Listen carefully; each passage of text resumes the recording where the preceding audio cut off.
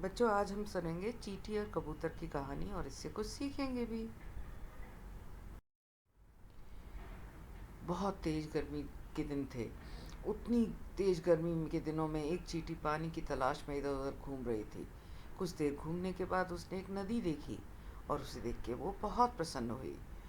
वो पानी पीने के लिए एक छोटी सी चट्टान पर चढ़ गई, लेकिन वो फिसल कर नदी में गिर गई। जब वो डूब रही थी तो उसे एक कबूतर ने देख लिया।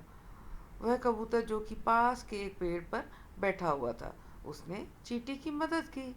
चींटी को संकट के में देखकर कबूतर ने झट से एक पत्ता पानी में गिरा दिया। चींटी पत्ते की ओर बढ़ी और उस पर चढ़ गई। फिर कबूतर ने ध्यान से पत्ते को बाहर निकाला और जमीन पर रख दिया।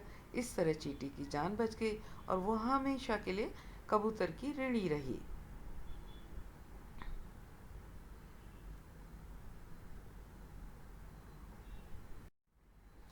इस घटना के बाद चींटी और कबूतर सबसे अच्छे दोस्त बन गए और उनके दिन खुशी से बीतने लगे। लेकिन एक दिन जंगल में एक शिकारी आया।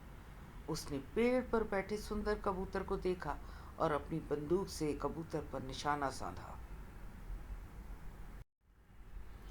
ये सब वो चींटी देख रही थी, जिसे कि उस कबूतर ने बचाया था। ये देखकर उस चींटी ने शिकारी की एड़ी पर काट लिया, जिससे वो दर्द से चिल्लाया और उसके हाथ से बंदूक गिरा दी। कबूतर शिकारी की आवाज़ से घबरा गया और उसे एहसास हुआ कि उसके साथ क्या हो सकता था। वो अपनी जान बचाने के लिए वहां से उड़ गया। जब वो शिकारी वहां से चला गया, फिर कबूतर वहां उस चींटी के पास आया और उसकी जान बचाने के लिए उससे धन्यवाद दिया। इस तरह दोनों दोस्त विपत्ति के समय में एक दूसरे के काम आए। इससे हमें क्या सीखने को मिलता है बच्चों? इस कहानी से हमें ये सीख मिलती है कि कोई भी अच्छा काम कभी भी बेकार नहीं जाता। समय आने पर वो हमेशा फल फल देता है। यानी कि अगर आप किसी के साथ अच्छा करें तो कभी ना कभी वो भी वापस में आपके साथ में अच्छा करेगा। तो फिर बच्चों, फिर से मिलते हैं एक नई कहानी के साथ में अगली बार। तब तक tata, see you, bye bye.